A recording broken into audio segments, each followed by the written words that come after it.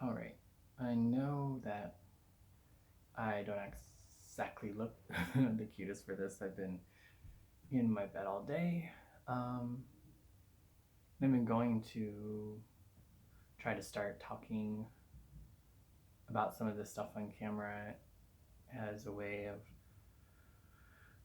trying to document some things. Um, and I think as a way for me to begin to kind of speak out a little bit in a way that I don't know, I've been struggling with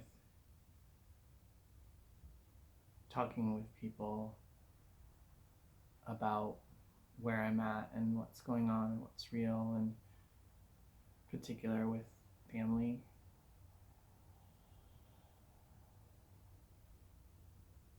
I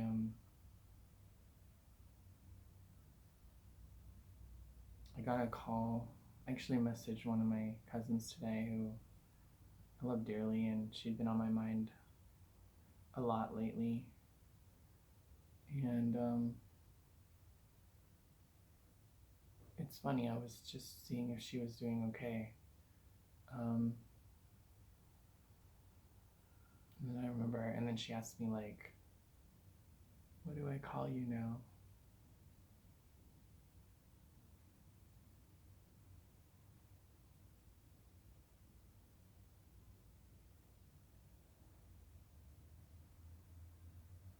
She sees me.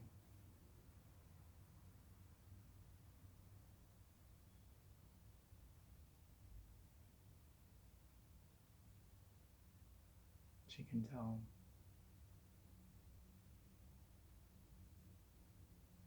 She was saying that Dwayne is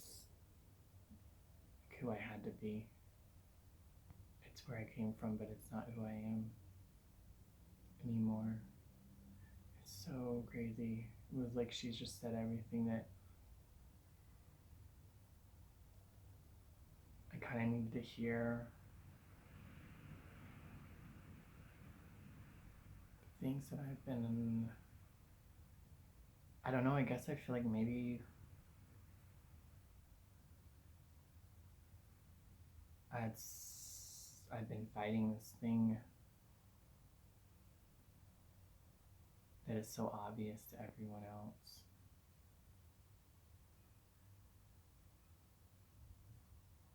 She asked me about Bonnie Violet. Bonnie Violet is like my drag character. And I was like, I'm just somewhere in between. I'm not sure.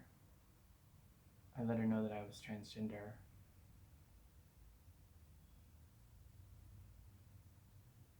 After we talked a little bit, a while back I came up with the name Grace, spelled 333. Um, and that was a name I started to go by in like spiritual communities and faith communities. Um, Sorry, I just realized I haven't been looking at the people I'm talking to. That's probably been a little odd or weird. I think I'm just still trying to pull a lot out of my head, and it's like I go actually in my head and not be present with you or the world, even really. Where was I at?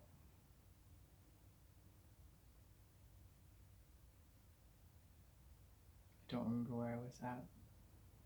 But Grace was a name that I had come up with, and it was a name that I would use when I was like did queer chaplain work here in San Francisco, and it kind of felt like a name that I would probably go by. And when I did drag initially, it was my drag name, 333 Grace, and but nobody got it. Nobody understood what Grace was, and so I have some people in my spiritual community that I really feel close to who do call me Grace, and I'm almost feeling like that's the name that I land on. Bonnie Violet is very much my drag. I think my drag persona, like Bonnie Violet, the idea even was kind of created for public consumption and understanding of self, I guess. Um, Drag has been I've had a very interesting experience with drag actually. Um, I'm just recalling when I first did drag. I first did drag when I was like 20, and I had to do it for work. I was working at this gay bar in Phoenix, Arizona, where I had moved to after graduating high school. Um, and After realizing that I was gay at that time, it's so interesting how like I've just been trying to fight and to be with this part of me for so long. I did drag for work. They had an opposite sex, you had to flip your gender as part of this anniversary party, and so I got in drag. Um, and maybe you'll get fancy and be able to put like one of those pictures up here. It'll show a picture of me from the first time that I did drag, and I, I I really struggled with doing drag. But there was a part of me that really loved the way I looked and the way that I don't know, there was something I was really drawn to, but I was really afraid of it. I remember when I first started working at that bar, because it was like I didn't really know gay people. I hadn't really seen a lot of gay people. I hadn't seen a lot of gay culture. When I realized I was gay, I would say queer. But at the time, I didn't have those words, and I definitely would not have used that word to describe myself. But the one thing that I was really adamant about was this idea that what drag did, like, I'm kind of going all over the place, but like, drag queens had a night there at this bar, and I remember I was petrified of the queens. Like, they would try to talk with me and interact with me, and I would just kind of be like, I don't know what to do, and then I kind of scurry off. And for a long time, I just didn't really know how to handle them. I didn't understand it. I didn't get it. And One night, I remember Cherokee LaPierre was her name, and I remember her. Can't even remember exactly what she said, but I just recall her like, just kind of like just grabbing onto me, and I don't think it was physical, but just like taking a moment and be like, what is your deal with it all? And I started to learn that like drag queens were people too, and then I did drag for this party, and then I ended up getting hired to do a couple of gigs after I got in drag that one time, and so then I had an opportunity to get in drag at least a couple. I did it a couple more times. I did a pageant for this movie that was coming out, and that's when I learned I was allergic to blue eyeshadow, and I did another number at a club, not a club that I worked at, and I can't remember what it was called, but I remember my aunt Tina came to that show, which was really kind of cool because um, she wasn't really hip on the gay thing at first. She, yeah, she just wasn't hip on it. She didn't understand it. Um, so it was really cool that she came to this drag show. Anyway, I'm totally going off on all these tangents, but basically, I had a really hard time being in the drag, and this idea that I had to like put on this persona and like I'm this person. Idaho was like my first drag name because that's where I was from, and I was in Arizona, and so I was just Idaho, and I I had a really hard time separating myself from this person. I was like trying to get into acting and doing some modeling stuff too, and like, but I still couldn't pull myself out of the situation. And I remember just being really not happy with the fact that guys would hit on me as I was a boy, cocktailing at the bar, and they would hit on me and make me feel pretty, all that sort of stuff or whatever.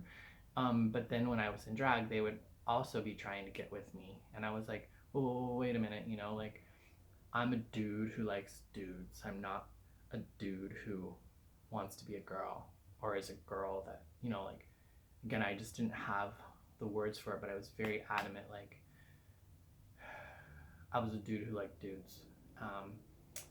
And at that time too, like, anyone called me she, I was like, don't call me she, I'm not a girl.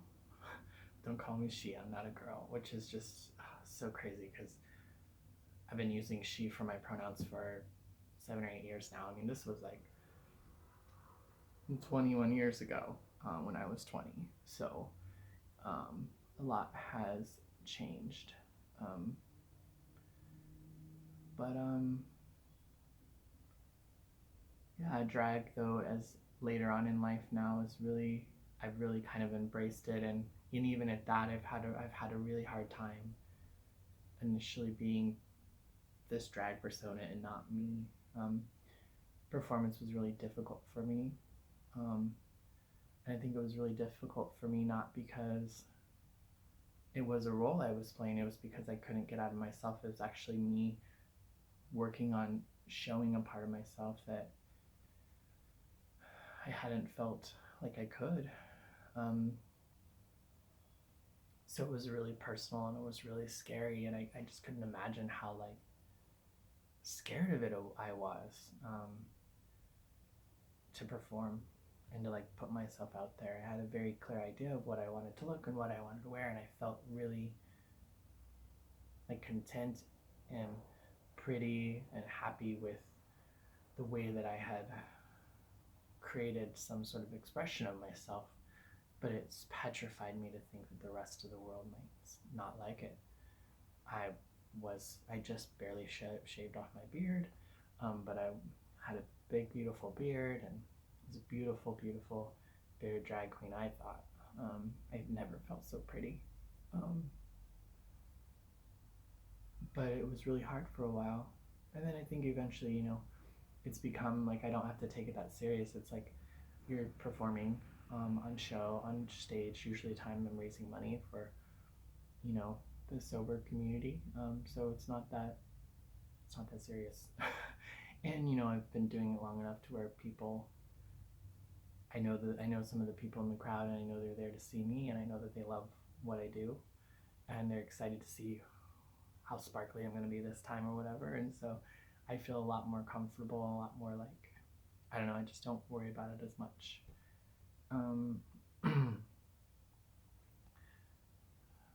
But I've been really struggling emotionally, and I can't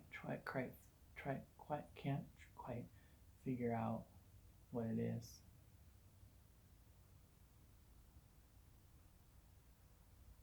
I just was blown away when she asked me, what do I call you?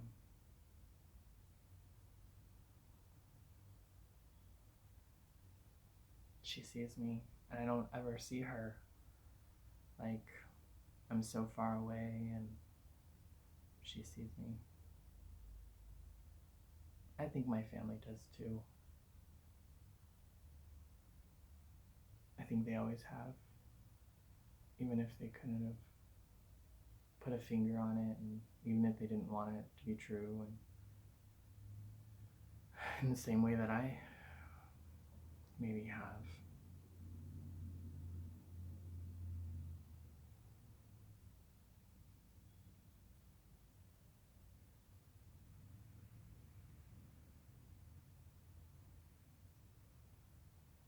I need so much just to be me.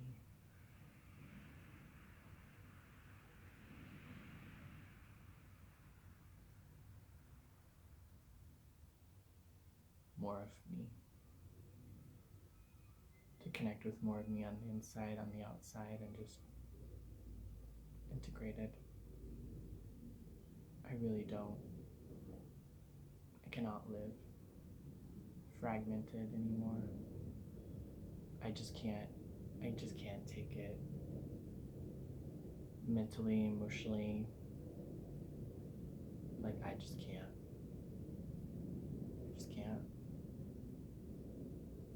I'm curious to know what's gonna actually come of this.